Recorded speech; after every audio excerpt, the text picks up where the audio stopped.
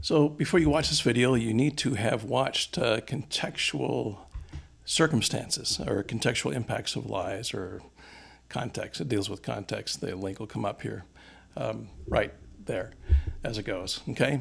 This gets into different types of lies. They kind of fall under categories of either falsifying or concealing or both. None of these are mutually exclusive there in terms of what's going on. But we're going to talk about high stakes lies and low stakes lies on this clip as we go. We'll start off with the concept of low stakes. So what I mean by that is what are the costs involved in the level of deception? And typically in low stakes, obviously the costs are low, if any.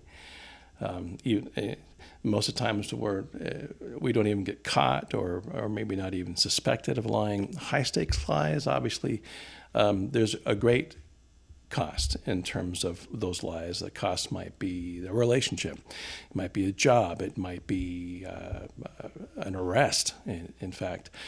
So we'll talk about those and kind of get some categorization of things going on. As far as low stake lies are concerned, there are 3 or 4 that the book gets into. We'll get into, 5 of them here. Quotidian conversation, self-presentation, dating, the lying petri dish, flattery and ingratiation in games and sports. Let's start off with the first one. Quotidian, it's one of my favorite words. It's a French word, right? It means daily. Our daily conversation, our daily kinds of exchanges that we have going on back and forth. Hey, how you doing? Well, I'm fine. Yeah, that's the biggest 4-letter F-word lie that ever lived, right? Because obviously we're masking all kinds of crap behind that, but maybe we just don't have the time, we just don't have anything at stake within that relationship to really go through and tell that person, or we know of people who do go through and say things about how horrible they're doing or their bowel movement they had that morning, and we're thinking, maybe I didn't want to ask you that question to begin with, so we don't ask. Okay, and that goes through and affects what's happening too with our conversations, with our day-to-day kinds of things. Man, we think about that. How many lies have you told today? I've been alone for the most part today, so I haven't told very many of them. My wife and I had breakfast this morning before she took off for work, and I'm trying to think back, and it was pretty good, really, on that one so far, which, for all you know, might be a lie here in what I'm saying to you. But no, not a whole lot going on. I haven't told anybody I'm fine. I haven't told anybody that, wow, that's really good, or you look great today, or anything. So, but those are the type of quotidian lies that we get into. Research is interesting on this.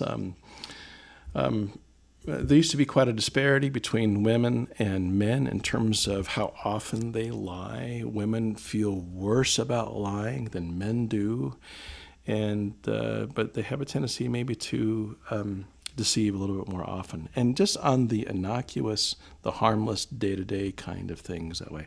Men lie a lot. The numbers were like 200 times a day, but I think that also involves whether or not men are together, they're in an environment that might coax the whole ego kinds of things and get into this kind of measurement concept of maybe at a bar or playing racquetball, whatever the case might be, right? So this is all contextual, certainly, in terms of low stakes lying and how often it happens. We lie to preserve our presentation of ourselves. If you have an Instagram account, if you have a Facebook, any kind of social media, guess what? You're not putting your crappiest self out there, right? You're putting your best self out there for the most part. What's fascinating about the whole social media influence is I'm seeing people less concerned about their best selves in actual interpersonal exchanges than they are within their social media exchanges. I don't know if that's conditioning, if it's habit, or what's going on, but I think it's fascinating there that we see that. Dating, like I said, this is the petri dish of low stakes types of lying. Again, because how we present ourselves, we're presenting our best selves within a dating environment. Well, guess what dating is supposed to do? It's supposed to, at some point, start to reveal our true selves. as we go through this. If you've had me for interpersonal communication, you know the relational stages are set up really as we go from contact to involvement and to intimacy, and then intimacy into deterioration. Typically within that transition, as we go from intimacy into deterioration, we start to get to know the true individual that we've made some kind of commitment to along the way. For some people, they think it might be too late, got to get out of the relationship. For other people, it's like, oh, I'm not going to get divorced over the fact that she lied about whether or not she used real sugar or fake sugar within my coffee this morning, right? Right? Low-stake lies, remember? That's what we're talking about here. We're not into the heavy stuff yet, and we'll talk about that, like I said, a little bit later here. So low-stake lies might be lies of omission. They might be lies of a little bit of exaggeration. They might... it could be, I don't have any kids that I know of, or that's kind of a high stakes lie as it gets into that. So, dating is fascinating. And I'm hoping maybe if you come away with any kind of skill out of this class, and if you're single, well, it's even more important if you're involved in a committed relationship, that you might have the ability to perhaps flesh out the low stake lies that are going on, and the high stake lies for that matter. Flattery. Well, here's a big day-to-day lie. Wow, you look really great in that dress, or that perfume smells great on you, or wow, look at those new shoes you got going on, or ingratiating in terms of, well, you're the best professor I've ever had. in hopes to go through and win some type of approval, some type of expectation. Anyway, this is a low-stakes lie. And then there are games and sports, as Knapp talks about in the book. The number one lying sport or game, some people confuse them. I originally had golf up for this one, but then I thought, no, poker is. Obviously, poker is a game based on lying. It's based on your bluffing and calling a bluff and getting involved in, to go through and make some money. But well, if there's a lot of money, it's probably a high-stakes lie, right? High stakes. Not going to spend a whole lot of time here because we're going to flesh this out over the course of the semester. But these happen on two levels. They happen on a thinky level and they happen on a feely level, the cognitive level and the affective level. The high-stake lies that happen cognitively are cons. They are lies that go through and establish a context that is not real. It disturbs our grasp of what we thought reality was, only to find out that things aren't what we thought they were. Oh, you're the dad that I grew up with, but you're not really my biological dad. Yeah, these are high-stakes kinds of lies, and they are carefully constructed, and they are fed and nourished and cared for. I've heard and read before that in order to maintain a high-stakes lie, you have to lie on a high-stakes level at least 12 more times in order to go through and preserve the original lie, which is fascinating to me. And there are people who are really, really good at this, right? There are sociopaths and psychopaths, psychopathic liars, who are indetectable because of their way of ingratiating, their charisma, their charm, they convert you to them. They're immediately likable. We'll talk about this as we get into the Hare PCLR diagnostic table of trying to figure out psychopathic and sociopathic lying. That'll be in another clip as well as we go along. The cognitive setup is tough because once we figure out that we've been lied to, we take the hit. We don't turn to them and say, oh, you dirty, rotten liars. We turn to ourselves and say, how could I have been so stupid to allow you to manipulate me to this point, to take my money or to sell me this piece of crap car, or whatever the case might be. And obviously, this happens in relationships, as more so than in personal in interpersonal relationships, more so than any other area that we get into. And so does the affective consequence of high stakes lying as well. And this is where we manipulate people emotionally. This is where we go through and say, "I love you," and not mean it. I wouldn't lie to you. Honestly.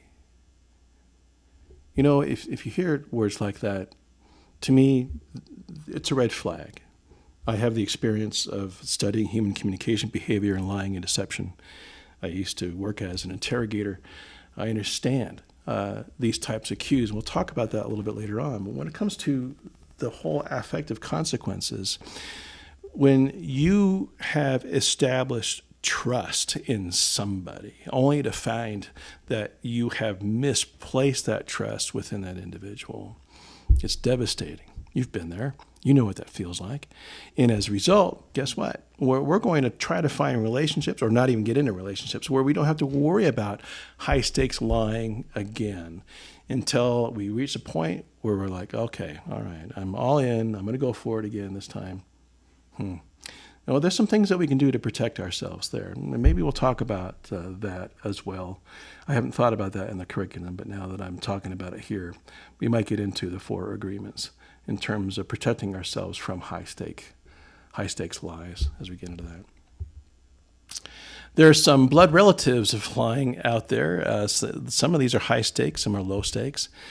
Equivocation, which really is an argumentation ploy to do a false equivalency of saying that this thing is just like that thing, and we prove it out on one level, so it must be proved out on the other. Equivocation gets us to nod our heads and go, oh, yeah, okay, I see what you're saying there, right? I'm trying to think of a good equivocation that's been going on.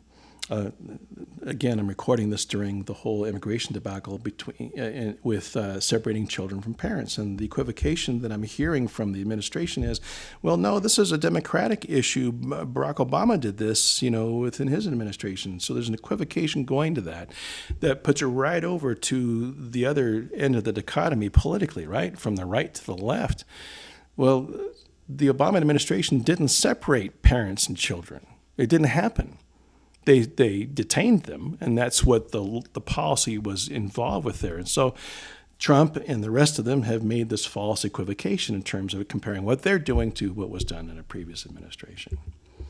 And spin certainly is a big part of that. And look at any administration and see what happens in their political communication, and you'll see spin. Any press secretary is a great individual at spinning. Our current press secretary, she's not so good.